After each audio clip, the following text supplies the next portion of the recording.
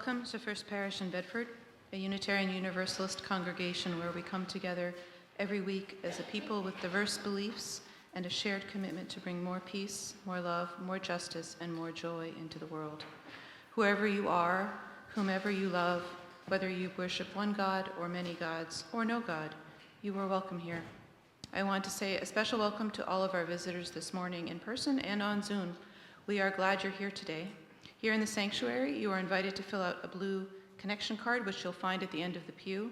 You can give that to one of our ushers during the collection, and we will add you to our mailing list. On Zoom, we will put a link in the chat to a form you can fill out as your virtual blue connection card. Parents and caregivers of little ones, there is a nursery available downstairs for your convenience, but we are always delighted to have little ones here in the sanctuary as well. After the service, everyone is welcome to join us for coffee, tea, and fellowship in the common room, which is back that way. A note to visitors, members of the welcome team will have a special big red coffee mug by which you can recognize them, and they will be happy to say hello and answer any questions you might have about the church. So, announcements. There are a lot. Bear with me, I'm going to try not to let this be too long. There is a lot going on after the service today. First, you are invited to join us in the common room for latkes in honor of Hanukkah. You may also meet some special guests, a husband and wife duo who've come a long way from somewhere up north to say a special hello. Then at 11:30, right back here in the sanctuary for our annual carol sing led by Brad Connor. You have special dispensation to bring your beverages back into the sanctuary. Don't miss it. At 2 p.m., we're having our multi-generational games gathering in the common room. All ages welcome. Bring a game, bring a friend. Children and youth should be attended by a supervising adult. Adults don't need a supervising child. The public art exhibit called On the Way arrives at Bedford this afternoon. It will be here for a week. We will have a pro-immigration vigil at the art exhibit at 4 p.m. on Tuesday, December 23rd. All are welcome. And then a note about upcoming services. The Family Pageant Christmas Eve service is at 3:30 p.m. on Wednesday. The evening traditional service is at 8 p.m., and we will have our regular 10 a.m. service on Sunday, December 28th. To live in the hearts of those we have left behind is not to die. At 11 a.m. on Christmas morning, we will ring the bell Clara Blinn gave the church in memory of her husband with that stipulation. The bell will also be rung at midnight on New Year's Eve. Finally, everyone should have received a link to an important survey about the capital campaign in your email. Please take a moment to complete the survey before the end of the year. That's it for announcements. Every Sunday, we light our chalice, the symbol of Unitarian Universalism. In the season of Advent, the 4 Sundays leading up to Christmas, we also light our Advent candles. In the last 3 weeks, we have lit the candles of hope, peace, and joy. On the 4th week of Advent, we light the candle of love.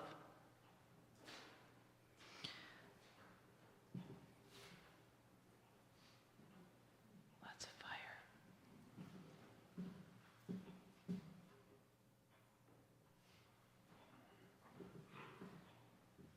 And if you take a moment to look up at the ledger on the balcony, you will see that the Holy Family is continuing their journey around the balcony, getting closer to Christmas Eve, and the wise men. Today is also the 7th day of Hanukkah, also known as the Festival of Lights, and tonight will be the 8th and final night. We will light 7 candles with the shamas for Hanukkah right now. Baruch atah Adonai Eloheinu melech haolam, asher kidshanu v'tzivanu lahadnik shel Hanukkah. Oops. This is not the shamas.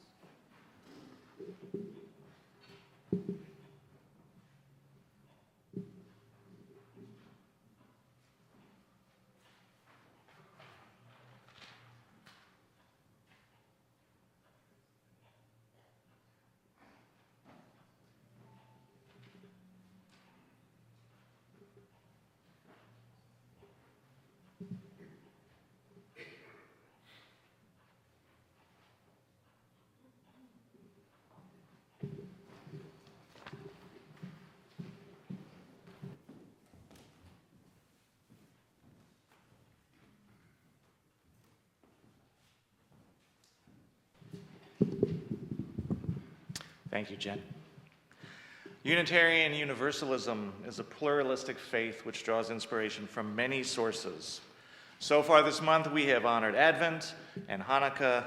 Today, we honor the solstice, the longest night of the year, which is also the beginning of the return of light. Festival celebrating the solstice is also known as Yule. And from this point forward, every day will be a little longer than the day before as we move toward the summer. But even as we look longingly toward the return of light and warmth, we pause today to also honor the gifts of the dark.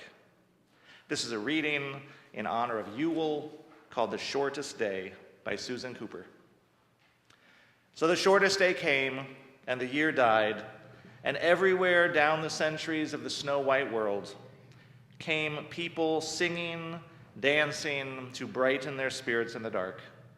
They lighted candles in the winter trees, they hung their homes with evergreen, they burned beseeching fires all night long to keep the year alive.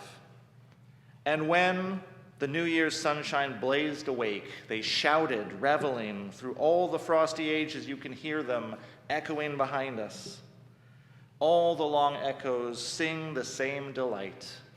This shortest day, as promise wakens in the sleeping land, they carol, feast, give thanks, and dearly love their friends and hope for peace. And so do we here now, this year and every year, welcome Yule.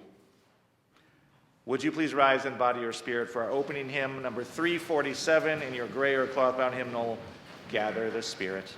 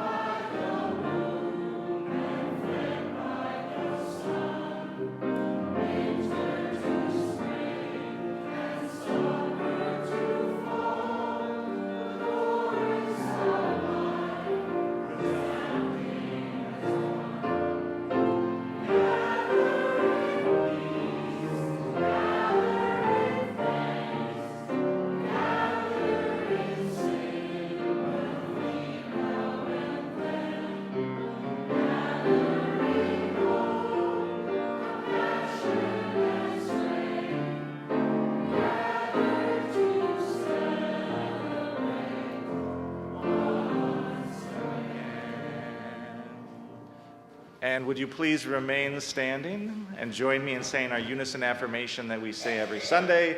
The words are on the screen and in your bulletin. Love is the spirit of this church, and service is its law. This is our great covenant, to dwell together in peace, to seek the truth in love, and to help one another. El amor es el espíritu de esta iglesia y el servicio es su ley. Este es nuestro gran pacto, vivir juntos en paz, buscar la verdad en espíritu de amor y ayudarnos los unos a los otros. Please be seated.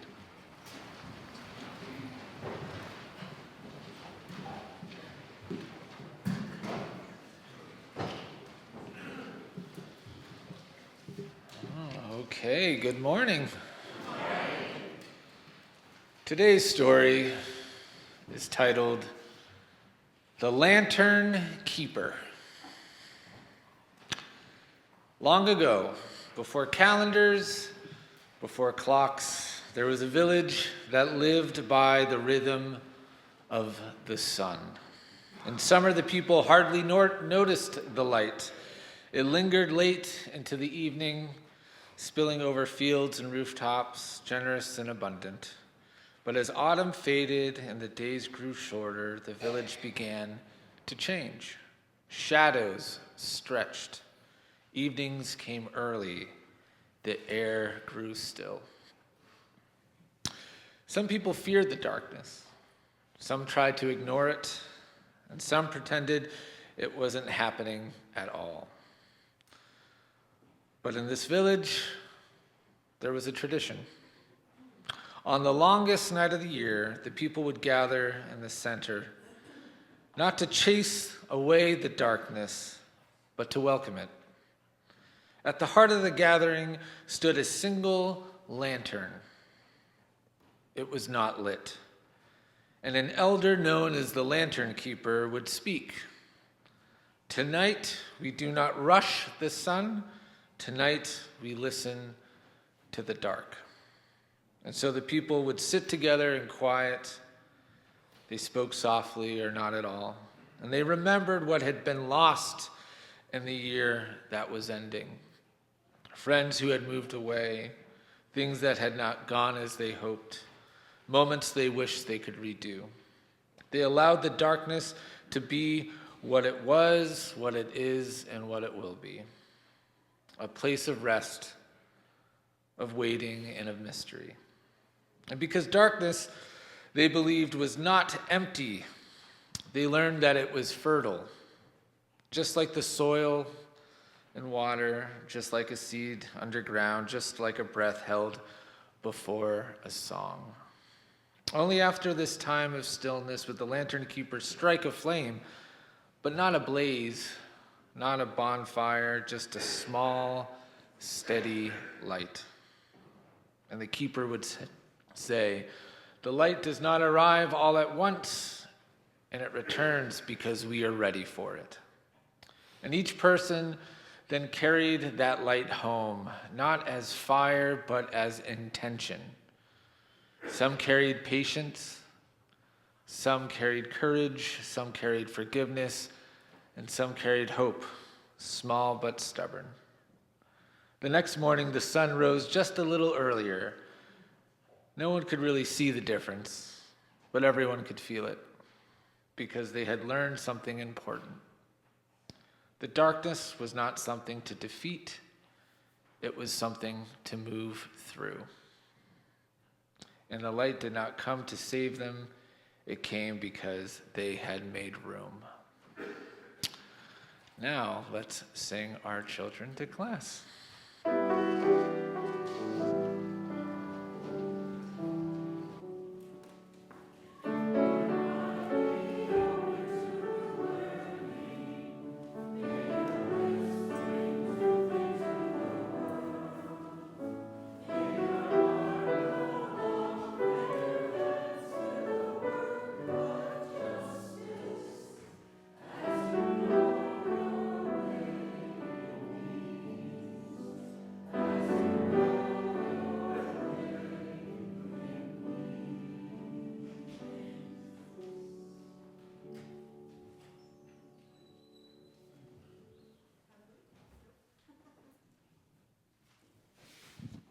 There we go. Good morning. I'm Liz Connors, a member of the Lay Pastoral Care Team.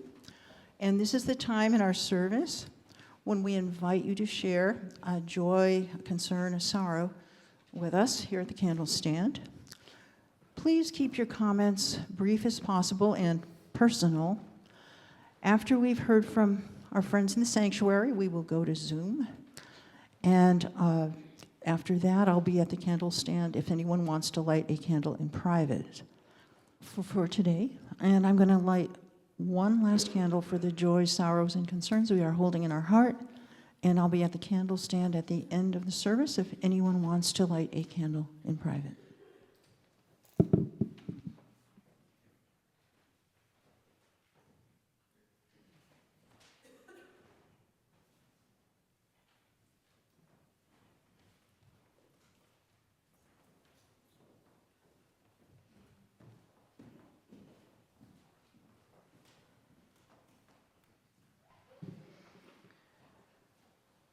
What is Unitarian Universalism? Foolish heresy. That's what it is. There's no point in arguing, but at the heart of our faith, there really is a beautifully life-changing belief that is heretical for a great many people. It's the heresy I would preach from a soapbox on a street corner. It's what I would thunder into a megaphone on the strength of my own experience and what I know from the people I serve, and on the shoulders of centuries of tradition. Not hell, but hope. There is something wordless but felt, available in every place, in every moment, which wants you to come alive. There is a nameless invitation to be whole, to thrive, to be all of who you are and who you are called to be, that wants you to live from a place of love, not shame, a place of joy, not hate, a place of compassion for yourself and everyone and every bit of this world. There is a love that wants you to come alive and awake and present. For some of us, the name we call that experience is God. Not God as judge or ruler or punisher, but as the gentlest, most loving experience of hope and care, an invitation to belong to life even when you've lost the thread. For some of us, that experience is the experience of God. That's already pretty heretical in some circles, but it gets bigger. Because for many of us, that experience of being held and beloved and whole is a core part of our lives without any belief in God at all. It is part of what it is to be alive in the world as a human being. You don't need to believe in God whatsoever at all to feel that and experience it, because that experience is something deeper than any theological description. We call that spirituality or ethical living or a deep groundedness in our values or a response to the fact of being alive and having to die. There are 100 ways to find the experience of love at the center of living. There are endless spiritual roads to travel on which love will meet you, beloved, exactly as you are, and invite you onward. As Unitarian Universalists, what matters the most isn't what name you call it, but the practice of following the thread of love through the labyrinth of the world. And you lose it and find it. You'll forget it's even there and remember again. Our practice is to keep bringing ourselves back to that path, to keep remembering what matters most. This is what Unitarian Universalism is about, not believing and doing whatever you want, but making a boundless and compassionate love the thread you follow through the labyrinth of the world. Maybe your heart got beat up through the years because people told you that you didn't believe the right way. With words and looks and silence and separation, they told you that you were bad or broken in your being because you didn't believe correctly. They were wrong. The trauma of those experiences is real, and it matters and maybe still shapes your life now. But there is a love holding you. There is a love holding all that we love. There is a love holding all. We rest in that love. We are healed in that love. It is in us and between us and beyond us, and we are called to make that love real, in fact, and in our lives and in our world. And this is what I would preach with a megaphone on a street corner, Our most important heresy, you are beloved by whatever name you call the holy. You are worthy by whatever path you take to arrive here. And we are wasting our lives when we argue about what name to call the wordless instead of spending our days living that love into being. This is why a Christian and a Buddhist and a humanist and a pagan and a religious naturalist all share our pews without argument. Among our different theologies, we share the same heresy, love at the center.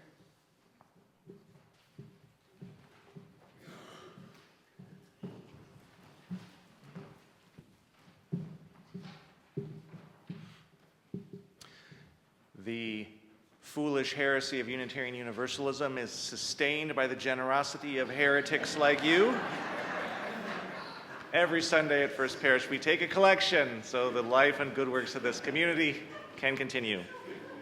New to us, on the screen, there's also a QR code if you would like to give online, or you can go to our website, uubedford.org, and choose Donate.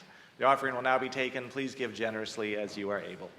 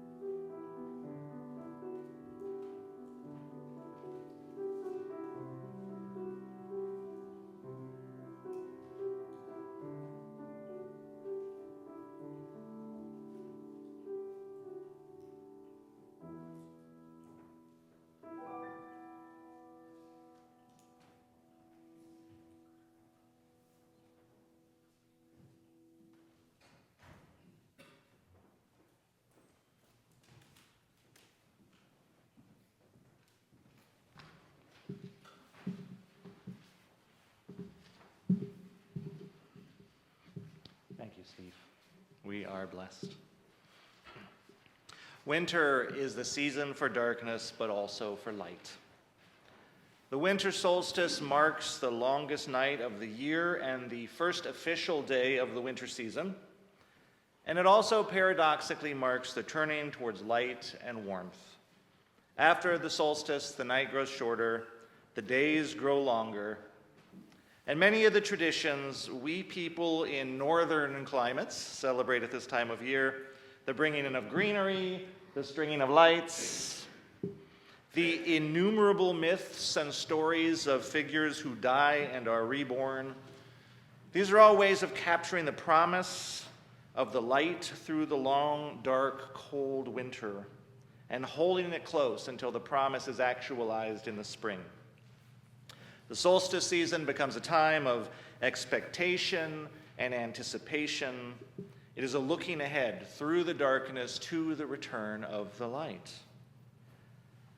And in many times, in many cultures, this mythic celebration of the assurance of the return of light and warmth and life was a way to cultivate hope and resilience, and this was a matter of immense practical concern. Right? Winter could be a time of real peril. Remember, 45 of the original 102 Mayflower passengers did not survive their first winter in Massachusetts. That was the reality of winter for most of human history and in many parts of the world.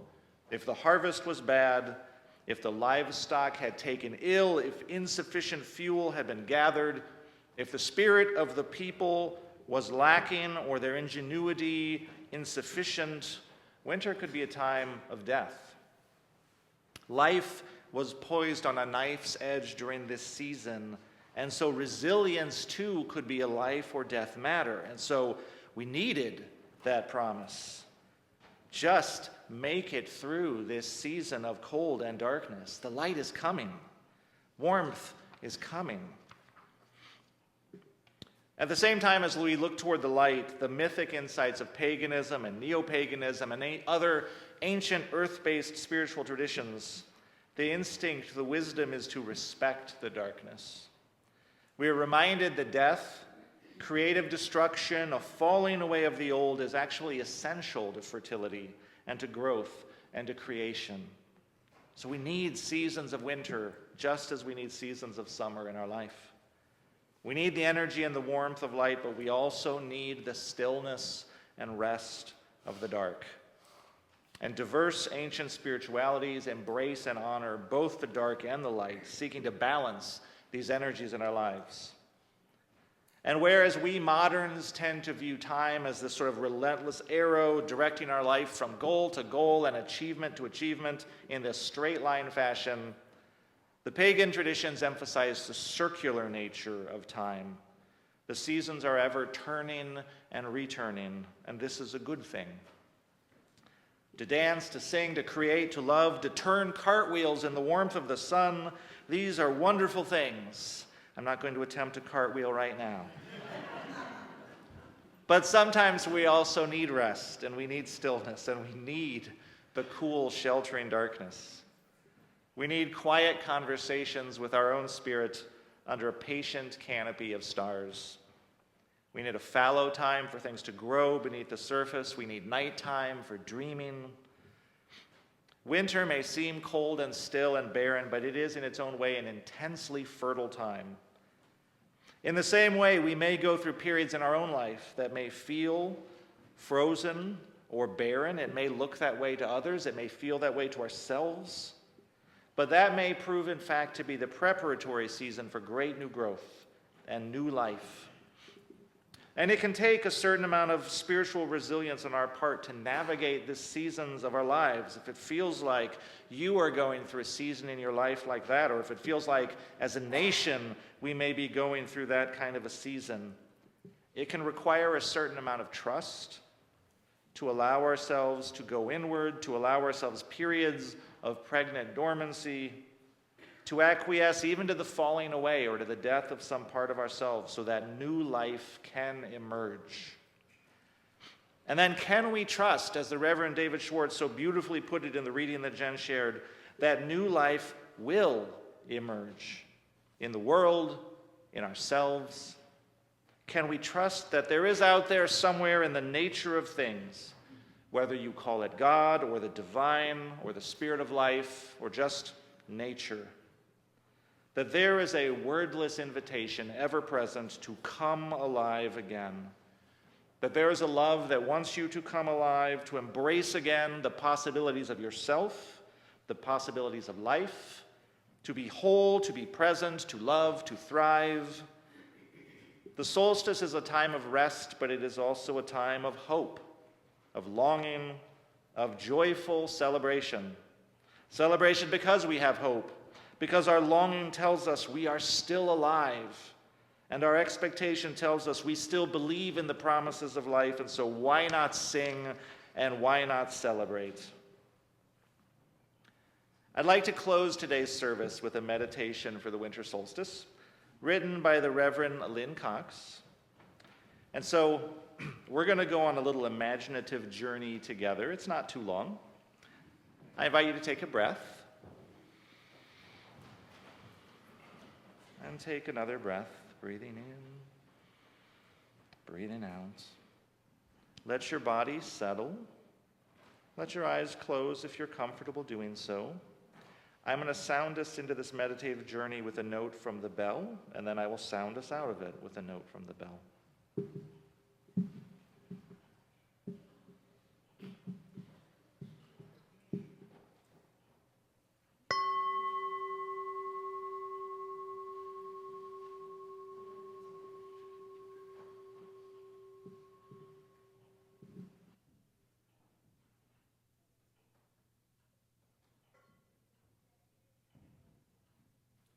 We pause as the path of the sun reverses, seemingly holding its place for a moment of turning.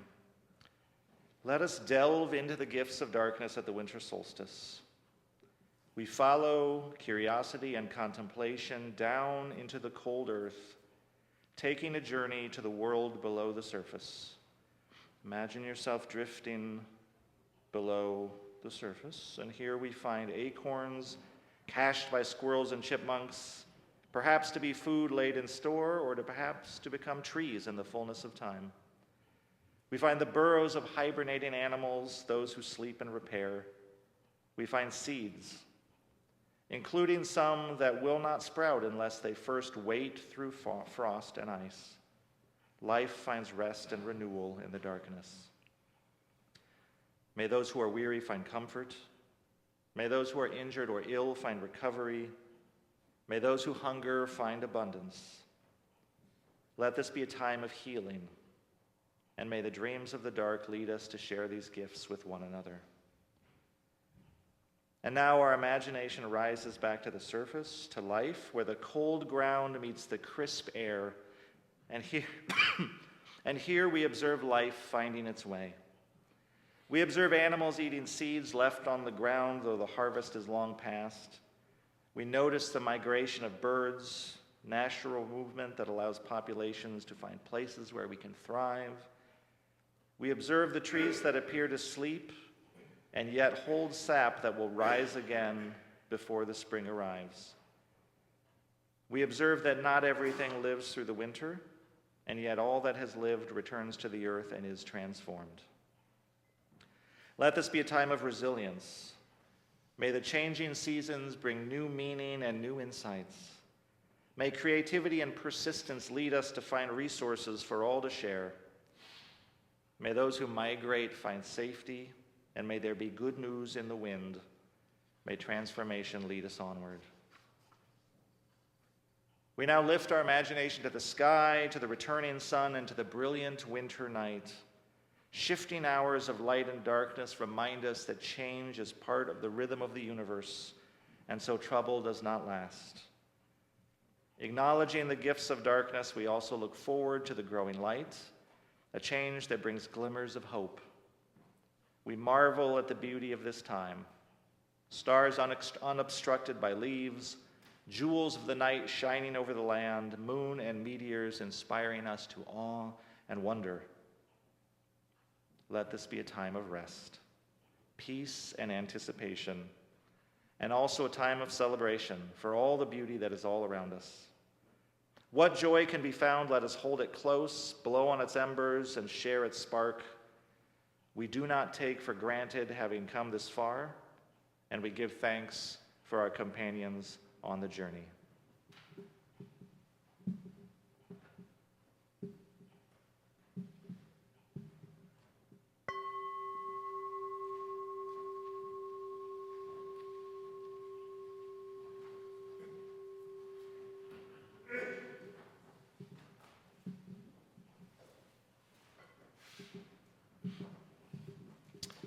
Friends, let us hold on together to hope. The dark has powers to nurture us. Our faith is rooted and resilient as we journey through the long season of winter together. And all around us we kindle lights in celebration of this great promise. Warmth and light are coming. The dawn is coming. The future is rising green all around us. Let our hearts be glad. Our closing hymn today is number 1068, Rising Green, in your hymnal, teal hymnal, and on the screen. Please rise in body or spirit. We're going to play it through all the way first because it may be unfamiliar.